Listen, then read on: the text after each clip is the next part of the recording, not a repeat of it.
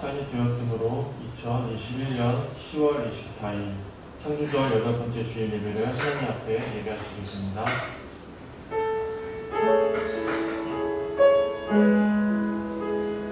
여호와의 이름을 찬양할지어다. 그의 이름이 홀로 높으시며 그의 영광이 땅과 하늘 위에 뛰어나심이로다. 그가 그의 백성의 뿔을 높이셨으니 그는 모든 성도 곧 그를 가까이 하는 백성 이스라엘 자손의 찬양받을 이시리로다. 할렐루야.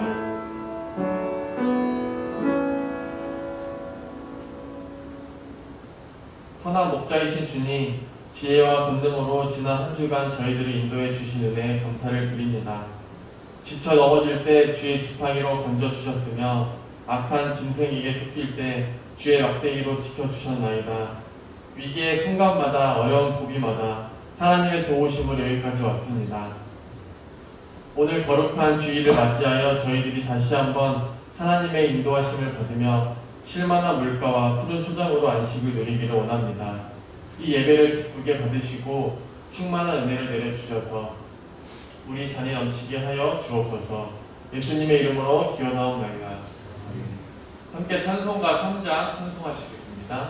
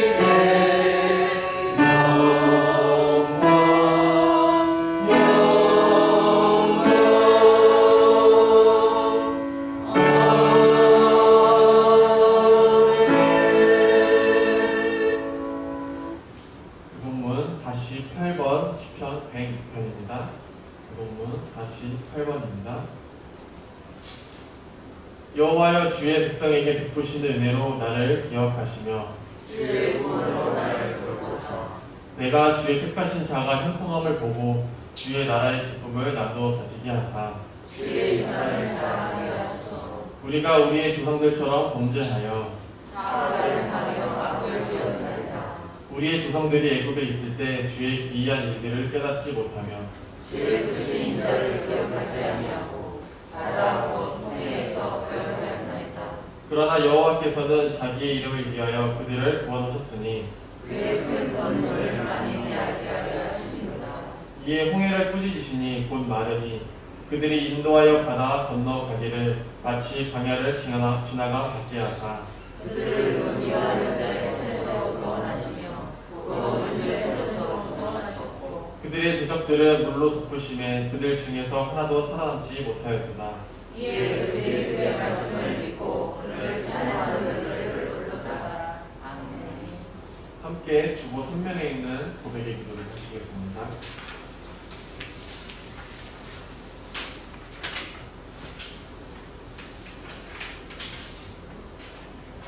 너희는 옷을 입지 말고 마음을 지새라고 말씀하시는데 저희들이 그동안 주님께 생각하고 그를 통하여 지극히 괜찮은 마음으로 회하고 저희들은 하나님을 믿는다고 하면서 성령을 생각하고 주님을 위하여 입으로 밝혀서 믿음의 교회를 저희를 생각하고 지내지 못했습니다. 저희는 그냥 먹고 마시는 생각을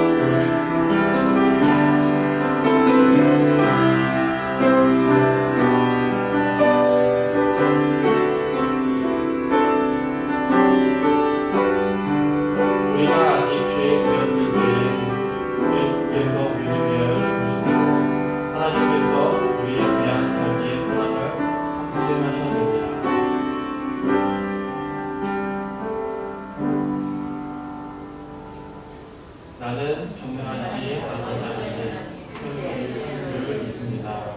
나는 그 일을 하신 아들 우리 주 예수 그리스도를 믿습니다. 그는 성령으로 잉태되어 동정녀 마리아를 태어나시고 본디오 빌라도에게 고난을 받아 십자가에 못 박혀 죽으시고 장사를 지 사흘만에 죽은 자 가운데서 다시 살아나셨으며 하늘에 오르시어 전능하신 아버지 하나님 우편에 앉아 계시다가 거기로부터 살아있는 자와 죽은 자를 심판하러 오십니다.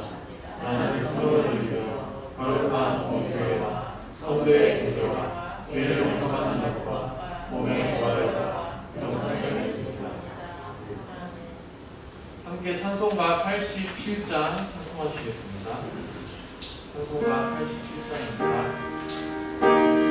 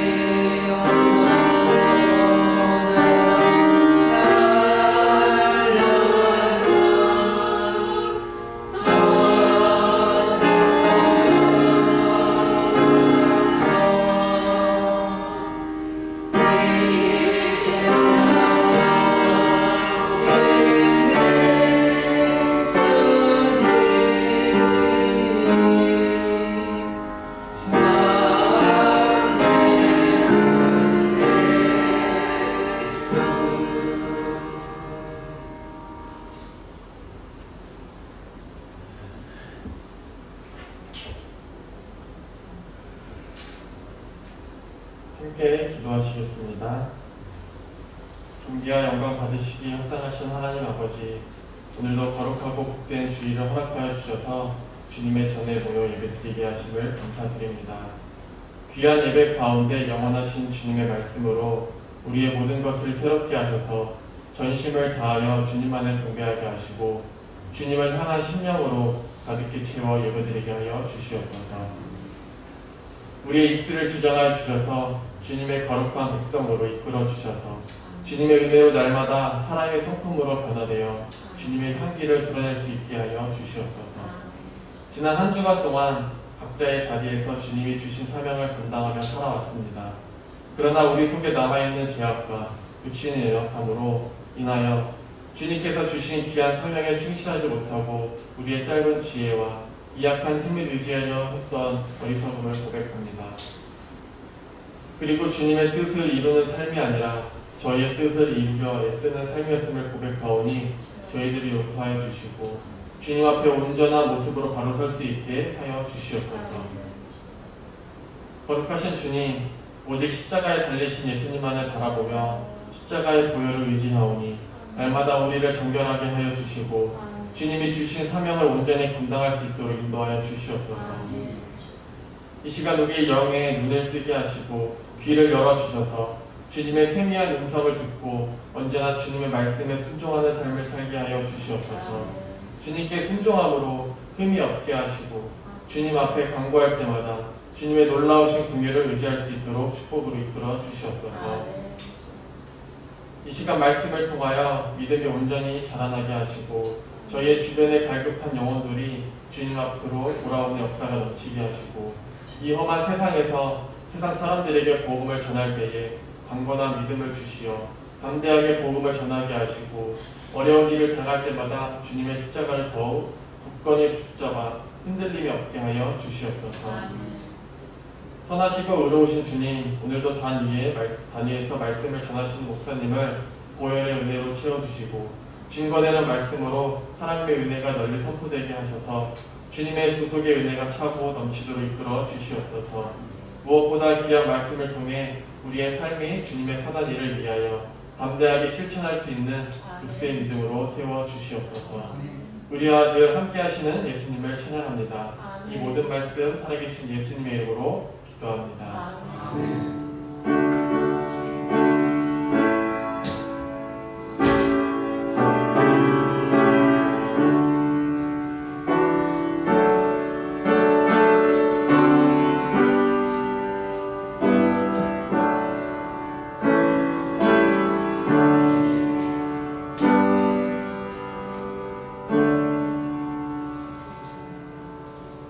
오늘의 말씀은 히브리서 5장 7절에서 10절 말씀입니다. 히브리서 5장 7절에서 10절 말씀입니다. 신약성경 357면에 있습니다. 신약성경 357면에 있습니다. 히브리서 5장 7절에서 10절 말씀입니다. 제가 공독하겠습니다. 그는 육체에 계실 때에 자기를 죽음에서 능히 구원하신 이에게 심한 통곡과 눈물로 간구와 소원을 올렸고 그의 경건하심으로 말미암아 들으심을 얻었느니라. 그가 아들이시면서도 받으신 고난으로 순종함을 배워서 온전하게 되셨은즉 자기에게 순종하는 모든 자에게 영원한 구원의 근원이 되시고 하나님께 멜기세덱의 반차를 따른 대제사장이라 칭하심을 받으셨느니라.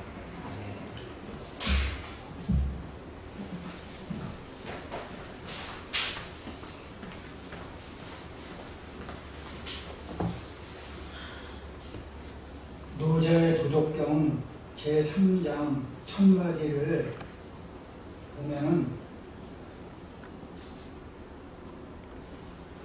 불상현 사민부쟁이라고 하는 말씀이 나옵니다.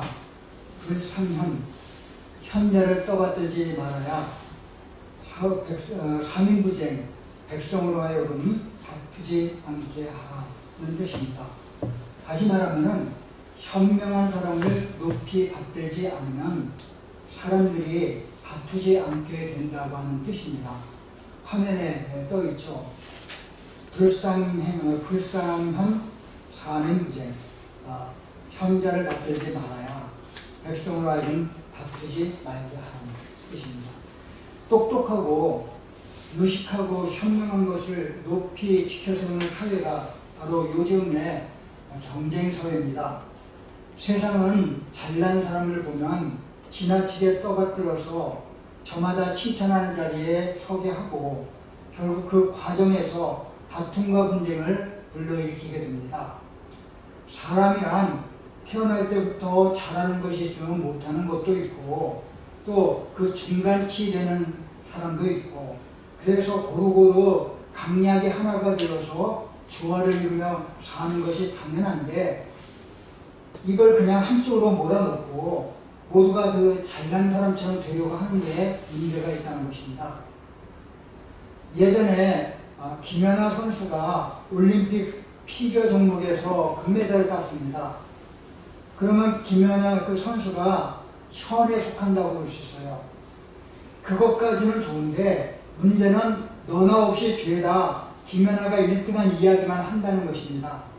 그러다 보니까 미숙한 젊은이들이 다양하게 고르게 잘하는 것을 막고 그런 김연아의 금메달에 눈을 어둡게 만드는 꼴이 된다는 것이죠. 심지어는 어떤 모질이 부모님은 자식에게 너는 왜 그렇게 내지 못하냐라고 닥달까지 한다고 합니다. 그렇게 되라고 닥달한다고 해서 그렇게 되는 것도 아니지. 결국 자식의 입장에서 별 뾰족한 방법은 없고 그래서 속이고 싸우고 죽이는 것입니다.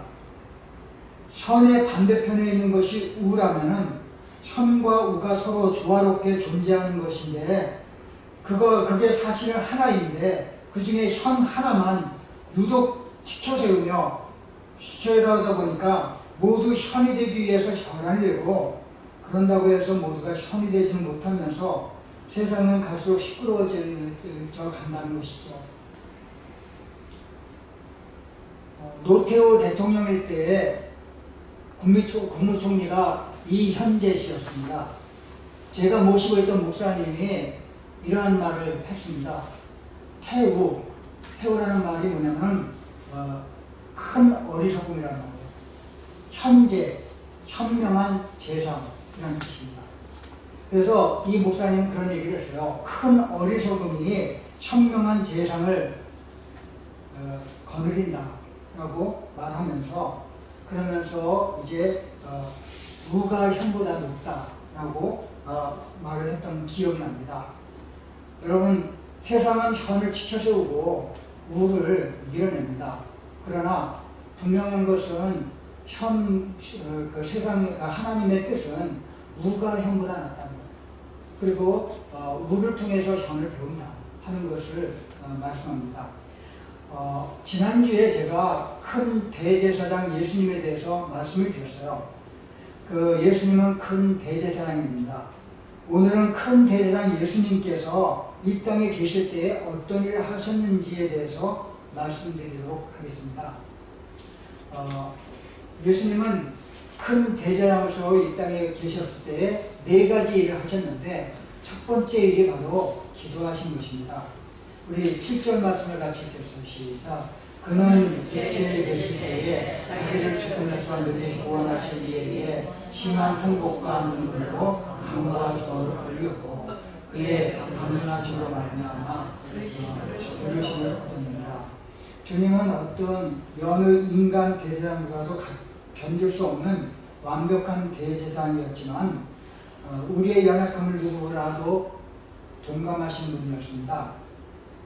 육신을 입으신 주님은 우리에게 현을 제시하신 것이 아니라 직접 우가 되셨다고 봐요. 예수님은 인간의 몸을 입으셨어요. 이거 우가 되신 것입니다. 이 인간의 몸을 입으시고 인간의 연약함을 그대로 체험하셨어요. 그러면서 예수님께서 하셨던 일이 바로 기도하신 것입니다. 식사할 겨를도 없이 없을 정도로 바빴던 주님은 한적한 곳에 가셔서 새벽과 밤에 간절히 기도하셨어요.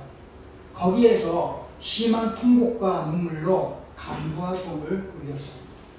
간구라고 하는 것은 무엇인가 하면 강력한 요청, 그리고 간절하게 드리는 청이라고 하는 뜻이 바로 간구입니다. 요 소원이라고 하는 것은 애원과 탄원을 말합니다. 그래서 간구와 소원이라고 하는 것은 하나님께 애절하게 절박하게 구하는 간청, 이것이 바로 간구와 소원입니다. 올렸다는 말이 나오는데, 올렸다는 말은 희생제사를 드린다는 말입니다. 다시 말하면 예수님께서 간구하시고 요청하신 것은, 소원하신 것은 대제사장적인 희생제사라고 하는 것입니다. 예수님은 그 간구와 요청을 통해서 대제사장으로서 희생제사를 하나님께 올려드렸다는 것입니다. 예수님도 자기를 죽음에서 구원하실 수 있는 분께 눈물로서 간절한 부르짖음과 기도를 올리셨던 것이지. 겟세마네 동산에서 우리 주님은 할 수만 있으면 이 잔을 내게서 옮기시옵소서, 그러나 내 뜻대로 마옵시고 아버지의 뜻대로 하옵소서라고 이마에서 흐르는 땀이 핏방울이 될 정도로 그렇게 간절하게 애타게 기도하셨어요. 그것을 히브리서 기자는 이제 심한 통곡과 눈물로 간구와 소원을 아버지께 올려드렸다라고 말하는 것입니다. 이는 예수님이 우리보다 더 큰 아픔과 연약함을 체험하신 분이라는 것을 단적으로 우리에게 보여줍니다. 주님은 인간의 연약함을 동정하시는 면에 있어서 그 누구보다도 적합하신 분이에요. 그래서 우리는 그분의 연약함의 모습을 보고 아무 주저 없이 그분 앞에 우리의 연약함을 내어놓을 수 있어요. 왜? 그분은 연약한 분이고 그분은 우리처럼 간구와 요청을 하나님께 올려드렸던 분이기 때문에 아무 주저 없이 우리는 우리의 연약함을 그분께 올려드릴 수가 있는 것이지.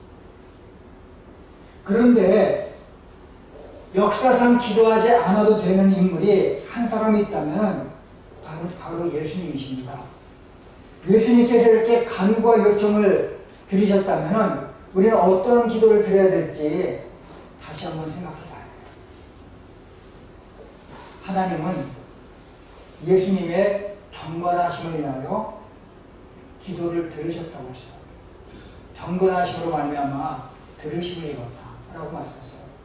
하나님의 들으심은 응답을 수반합니다. 그래서 기도를 올려서 응답을 받으셨다. 그런데 이제 두 번째 이 지상에 계신 예수님께서 하셨던 일이 바로 순종하십니다.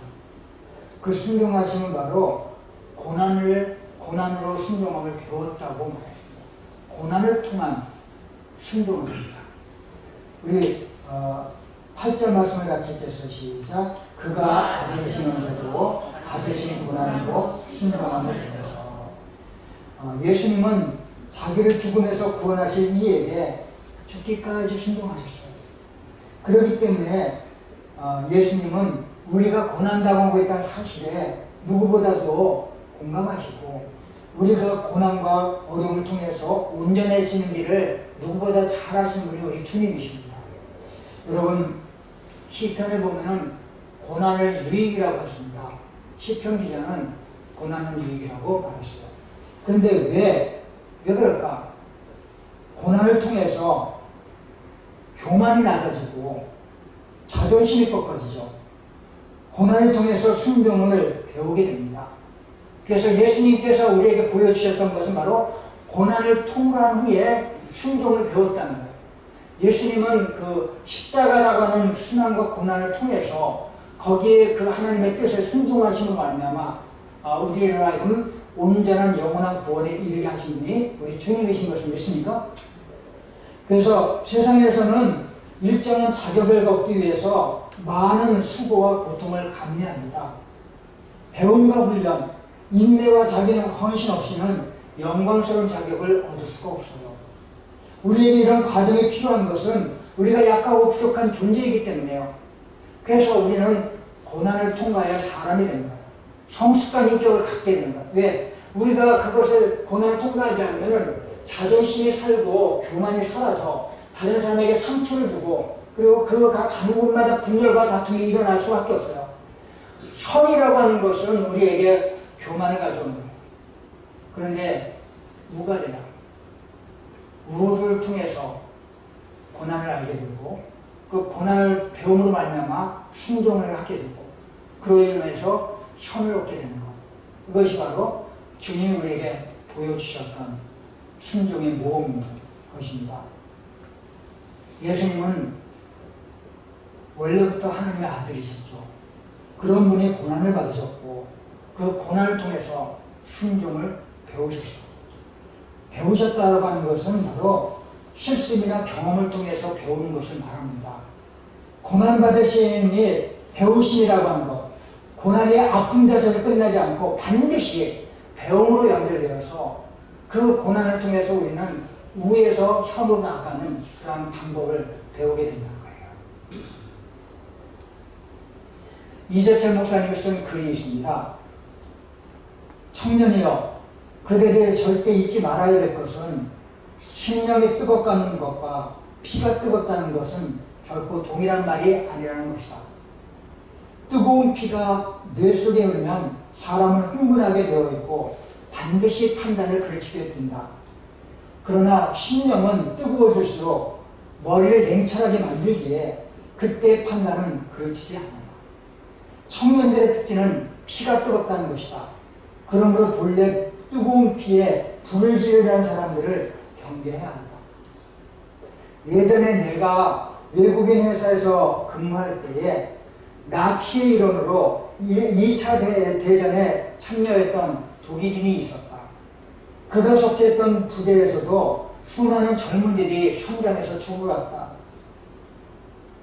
희생이 클수록 히틀러에 대한 불만이 고조된 것은 당연한 것이었다. 그런데 히틀러가 나타나 연설 한 번 하면 순식간에 불안은 사라지고 끓는 피를 주체하지 못한 젊은이들이 기꺼이 히틀러를 위해서 죽었다는 것이다. 일본의 군부도 수없이 많은 젊은이들의 피를 끓게 해서 그들을 죽음으로 내몰았다. 그러나 그 결과는 오직 파멸이었다. 개죽음에 지나지 않았다. 사교의 특징 역시 피를 끓게 하는 것이다. 그래야 사람들 맹신의 올가무에 묶어둘 수 있기 때문이다. 그러므로 잊지 말라. 성령은 뜨겁게 역사하시나 우리의 피를 뜨겁게 하시는 것이 아니다.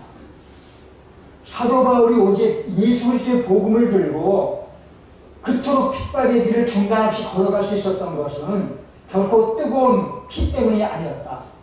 뜨거운 심령을 통한 이성적인 분별 때문이었다. 만약에 그가 피 끓는 감정에 사로잡혀 지쳐나간 것이었다면 그 가시밭길을 20년 이상이나 초지일관 걸을 수는 없었을 것이다.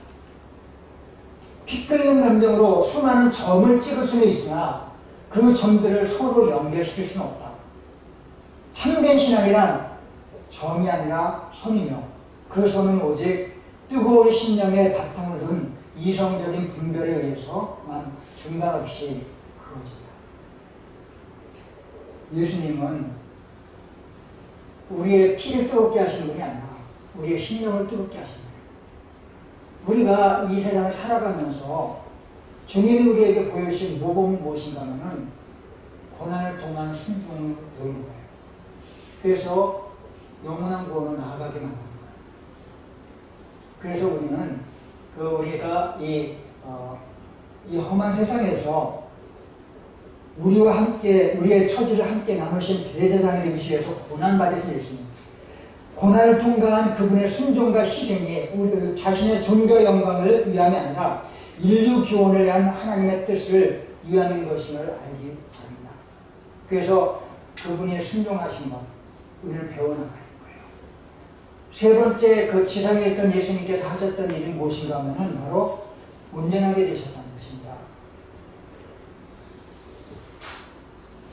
고난을 통해 순종하심으로 온전하게 되신 주님은 순종하는 모든 자에게 영원한 구원의 근원이 되십니다. 우리 9절 말씀을 같이 읽겠습니다. 시작. 온전하게 되셨은지 자기에게 순종하는 모든 자에게 영원한 구원의 근원이 되시고, 예수님께서 온전하게 되신 방법은 무엇인가 하면 고난을 통해서 순종을 배웠기 때문에 거기에서 온전하게 됩니다. 다시 말하면 예수님에게는 예수님의 고난이 없었다면 온전하게 될 수가 없었어요. 온전하게 된다고 하는 것은요, 도덕적인 의미가 아니라 제사의 의미입니다.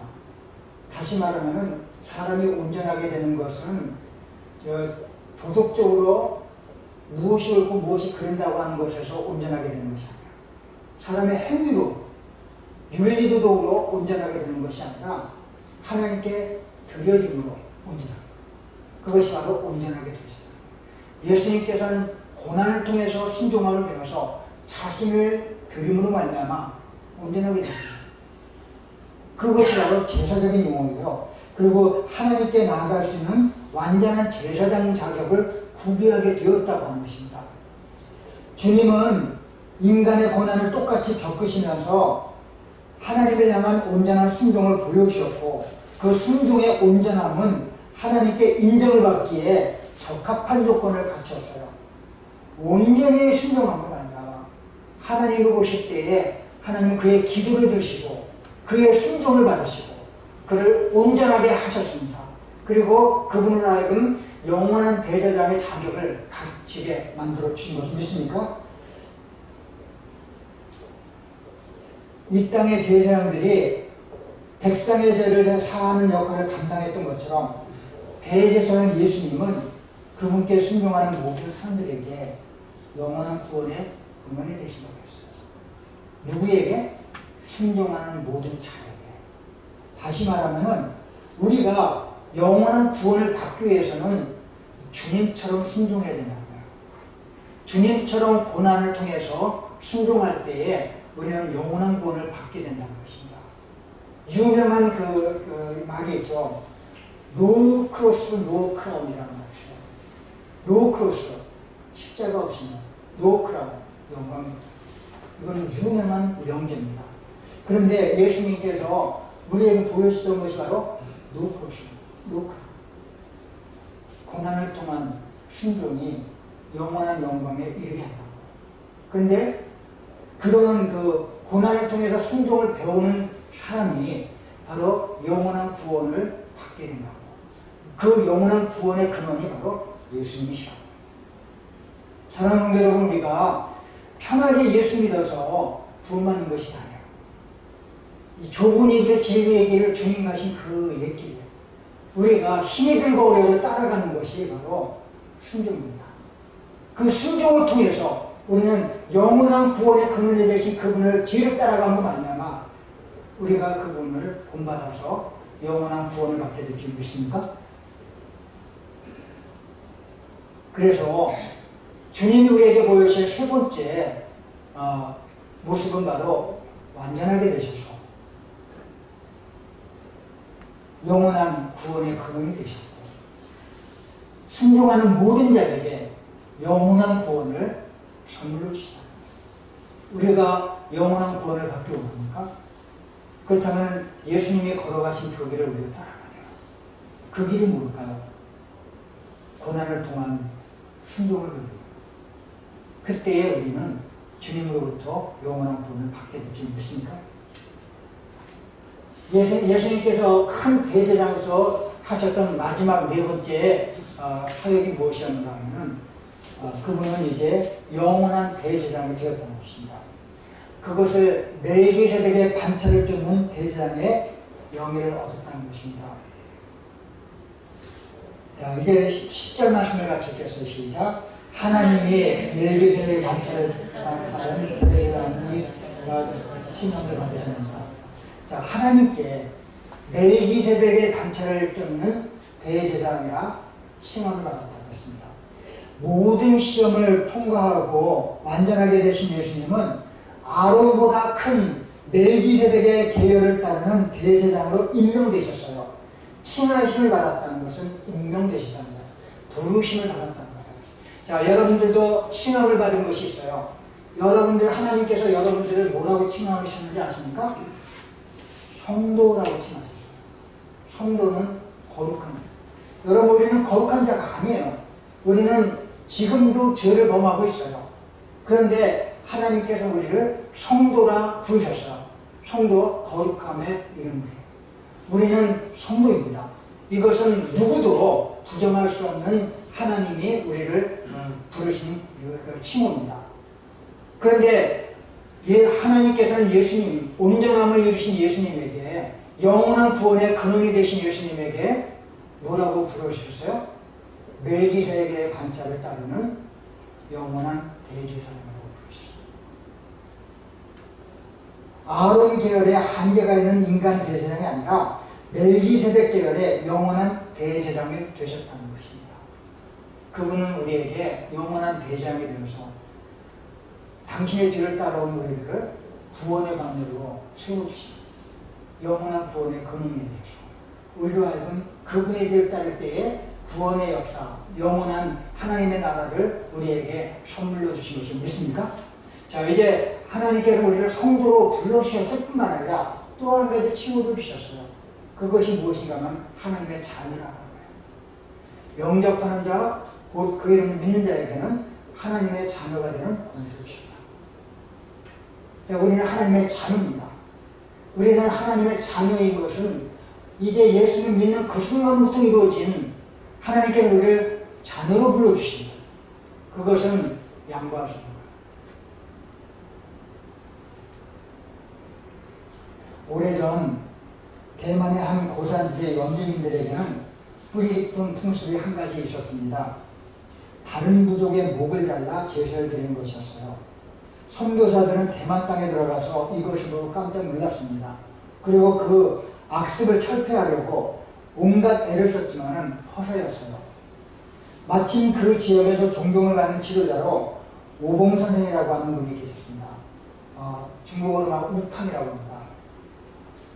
우팡 선생도 선교사들과 마찬가지로 인신세사의 못된 폐습을 그치게 하려고 부족들을 백방으로 설득했어요. 하지만 여러 말로 설득해도 아무 소용이 없었어요.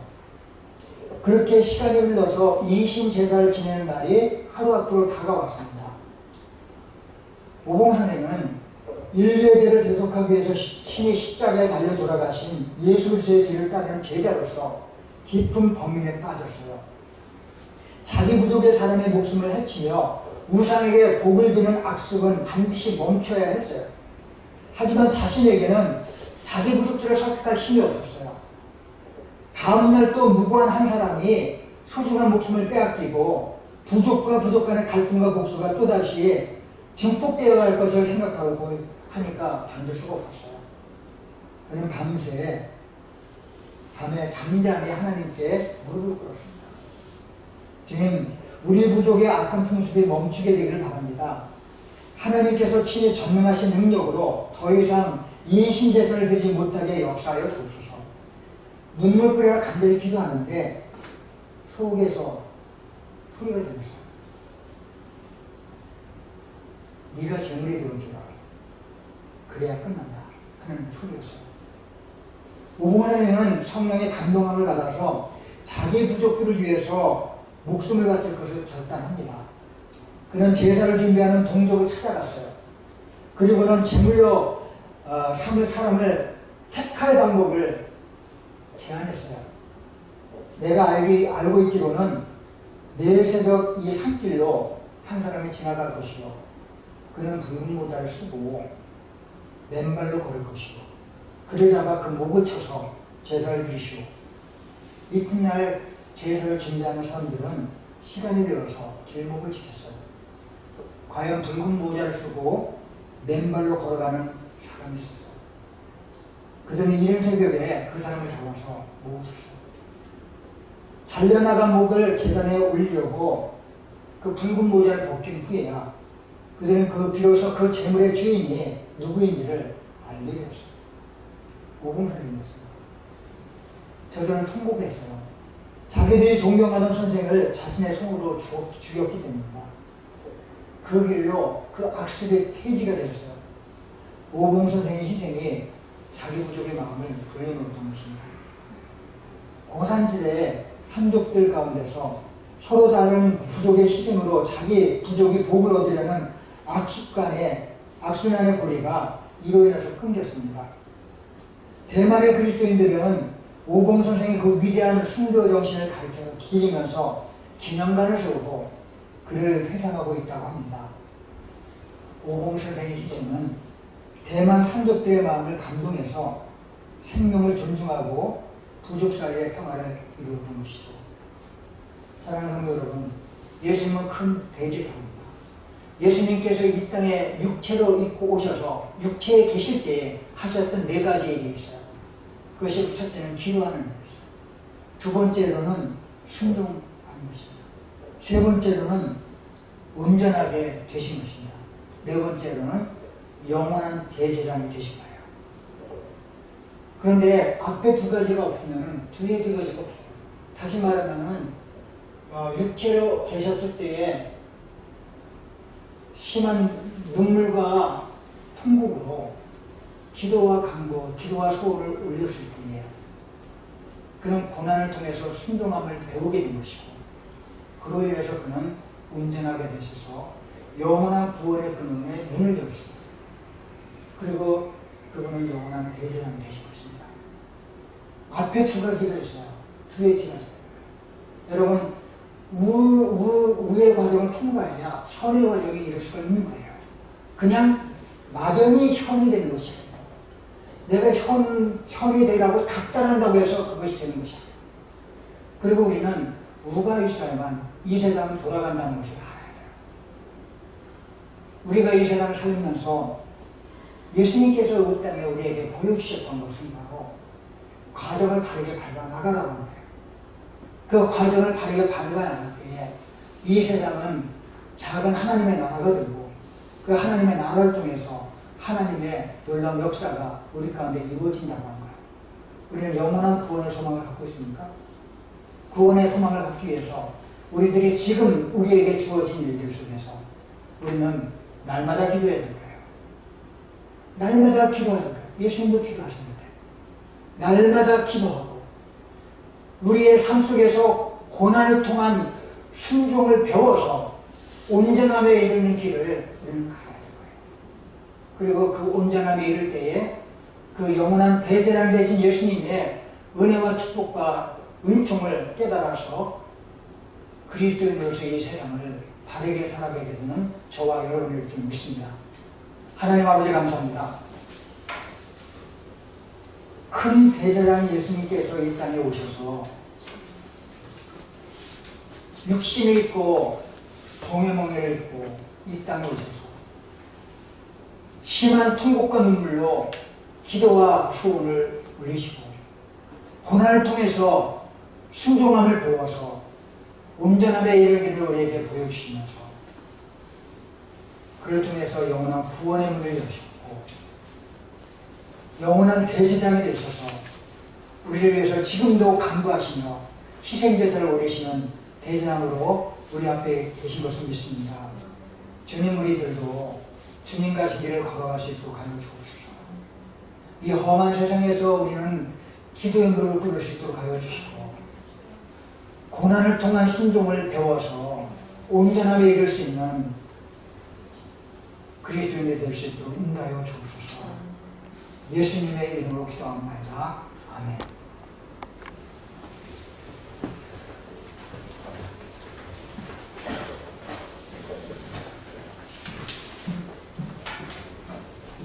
함께 찬송과 밥에 계시고자 찬송하시겠습니다.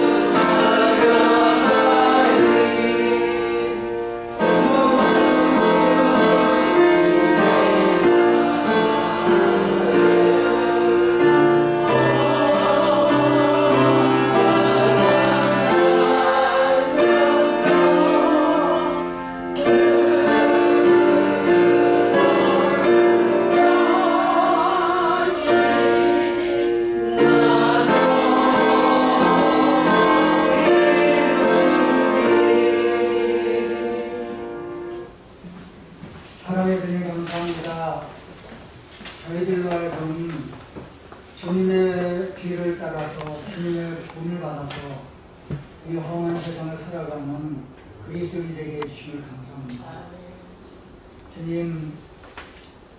주님 걸어가신 그 길을 우리가 따라간다고 그 자체에도 송구하지만, 그러나 묵묵히 이 길을 걸어가다 보면 우리의 마음을 뜨겁게 하시고 우리의 머리를 차게 하시는 하나님을 의지하면서 주님 가신 길을 만분의 1이라도 걸어가게 될 줄 믿습니다.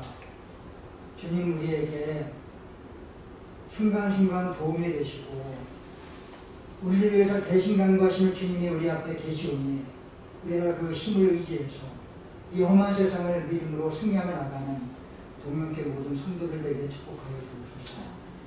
이 시간 이 예배를 통해서 은혜를 받고 돌아가는 모든 성도들에게 걸어가는 길이 복될 수 있도록 도와주시옵소서. 예수님의 이름으로 기도합니다. 아멘.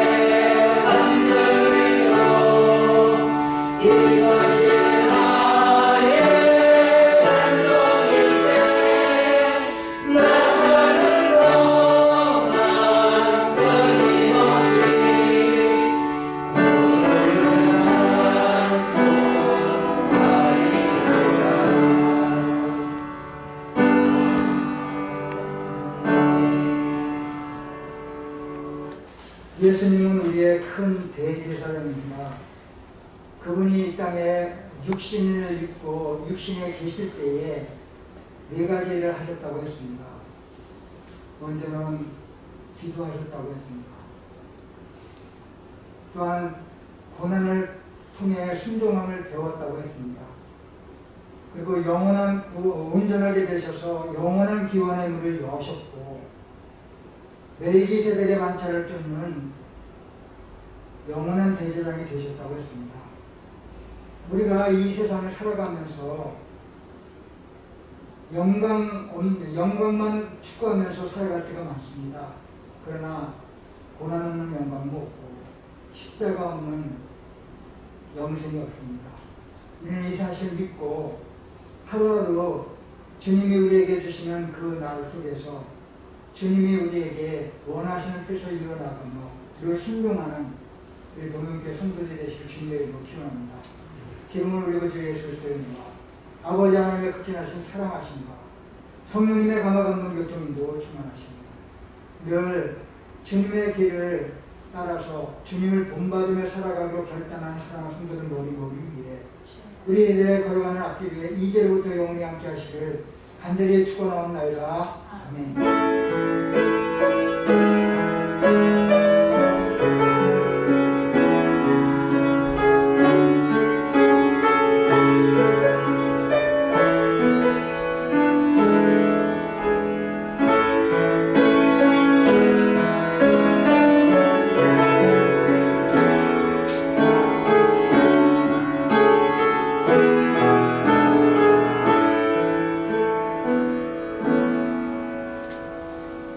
자리에 앉아주시기 바랍니다. 몇 가지 광고 소식을 들어서 말씀드리겠습니다.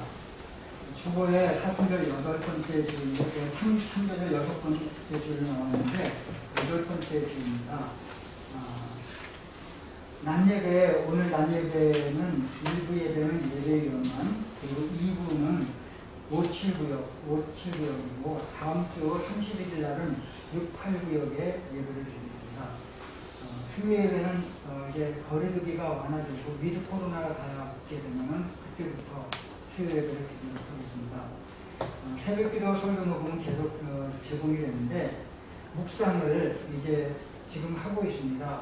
오늘 설교를 내일 묵상해 주시고 그리고 이제 이번 주는 계속 아가서 묵상을 해 주시면 감사하겠습니다. 그리고 이제 우리 교회 단톡방에 제가 올렸고 많은 분들이 축하를 해주셨는데 박미소 자매가 딸을 낳죠. 딸을 이제 20일 날 낳아서 이제 지금 잘하고 있습니다.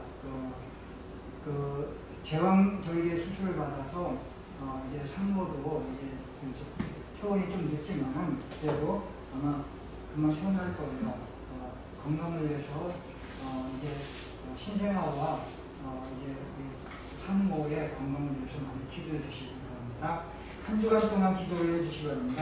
여기에 등려를 한 경미소 교우 가정 중보기도를 요청합니다. 그래서 세 가지 제목이 나왔는데 산모 경미소 교우의 회복과 갓 태어난 신생아 김아윤 건강에 자라나기를 온 가족 새 생명 주신 하나님께 감사하는 하기를 기도해 주시기 바랍니다. 그리고 이제 제가 단톡방에 이제 소그룹 나눔방을 했었는데 그때는 이제 구역장과 이제 인도자들, 전사님들, 교역자들 이렇게 제가 일방적으로 소그룹을 이제 지정을 해서 단톡방을 이제 했었습니다. 그런데 이제 참여하는 분도 이제 권사님들 3-4분이시고 그리고 이제 나머지 분들은 동참하는지 안 하는지 모르겠어서 그래서 이제 그 단톡방을 폐쇄를 하고 그리고 이제 새롭게 단톡방을 이제 마련하려고 합니다. 다음 주에 이제 새벽 기도가 신약 성경을 하게 돼서 신약 성경 마태복음을 하게 되는데 마태복음을 이제 강의하면서부터 신약 성경의 이제 소그룹 단톡방을 운영하려고 합니다. 그래서 아마 구약보다는 신약이 조금 더 이렇게 우리가 익숙하고 친숙하죠. 그래서 신약 성경 마태복음을 묵상할 수 있는 묵상 나눔할 수 있는 분들은 이제 지원해 주시면 감사하겠어요. 그래서 단톡방에 단톡방에 이제 개설이 됐을 때, 열어졌을 때에 거기에 이제 본인이 그렇게 지원하셔서 들어오시든지 아니면 저에게 말씀해 주신다든지 주변의 권사님들에게 말씀해 주시면 그분들이 초청해서 들을 수 있으니까 이렇게 해서 지원하실 분들은 소그룹 단톡방 많이 들어오시기 바랍니다. 한 주간 동안 기도하시면서 내가 이 소그룹 단톡방에 들어가겠다. 그렇게 생각하시는 분들은 이제 동참하시기를 원하시는 분들은 지원해 주시고 그리고 이 단톡방에 이제 멤버가 되셨으면 좋겠다 이런 생각입니다. 그래서 광고를 드리니까 한 주간 동안 말씀해 주시고 이 추후 단톡방은 다음 주 월요일부터 시작이 됩니다. 다음 주 월요일부터. 그래서 11월 1일입니다. 11월 1일부터 새로운 마음으로 단톡방에 참여를 해주시면 감사하겠습니다. 한 주간 동안 잘 보내셔서 이렇게 건강한 모습으로 또 만나뵙게 돼서 반갑습니다. 돌아가시고 다음 주에 또 건강하고 반가운 모습으로 만나뵙게 되기를 바랍니다. 감사합니다.